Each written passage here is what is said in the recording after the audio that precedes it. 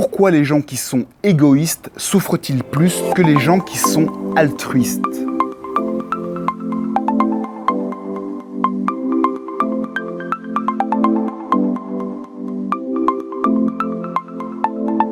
Eh bien, on est là face à deux mouvements qui sont opposés. On a d'un côté le mouvement de l'ego. L'ego, il va faire quoi? Il va essayer d'attraper, de séparer les choses, de définir les choses le plus précisément possible. L'ego va tenter de diviser, de séparer les choses pour se les approprier, pour s'identifier, parce qu'il a peur, il est en mode survie, il a besoin d'objets, de matière pour exister. Il a besoin absolument de choses pour exister et il a peur de perdre ces choses. Il fait ça parce qu'il a peur de perdre ces choses, il a peur de ne pas exister. Ça, c'est le mouvement de l'ego. De l'autre côté, il y a le mouvement de l'altruiste. L'altruiste, lui, il a une conscience qui fait que ça lui permet de comprendre que la totalité lui appartient déjà. Il sait que quand il parle à une personne, cette personne, à un certain niveau, c'est lui-même. Il sait que les objets qu'il voit, il n'a pas besoin de les posséder parce que c'est lui-même, ça lui appartient déjà. Il n'a plus besoin de posséder les choses. Il n'a plus besoin de faire souffrir les gens parce qu'il sait que cette personne qu'il y a en face de lui, c'est lui-même et que s'il le fait souffrir à un certain niveau, c'est lui-même qu'il fait souffrir.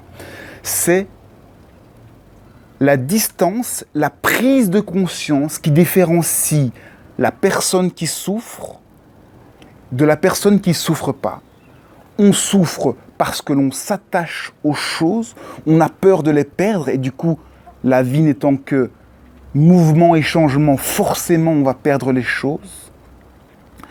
Et de l'autre côté, on a le mouvement de celui qui est détaché de tout, qui peut se détacher de tout, qui ne cherche pas à limiter, à circonscrire, mais plutôt qui cherche à rassembler et à s'ouvrir. On a un mouvement d'ouverture de conscience et de l'autre côté, on a un mouvement de fermeture, de petitesse, d'étroitesse d'esprit qui veut limiter, posséder, avoir. Finalement, on a d'un côté l'être qui est le tout et l'avoir qui veut définir, qui veut capter et qui veut posséder. Donc, si, entre guillemets, les méchants souffrent plus, c'est simplement parce qu'ils vont chaque fois être confrontés au déchirement, à la séparation, à la désidentification. La vie va les confronter au fait que quand on fait mal à quelqu'un, eh bien, ça revient en boomerang, ça nous fait mal à nous-mêmes, mais eux, ils n'auront pas la vision claire, donc ils vont chaque fois répéter les mêmes erreurs en voulant s'attacher et en perdant, ils vont chaque fois souffrir. Alors que de l'autre côté, l'altruiste, il aura une vision plus large, plus claire, plus nette, plus consciente, qui va lui permettre le détachement, l'ouverture, la tranquillité, le calme et le détachement absolu.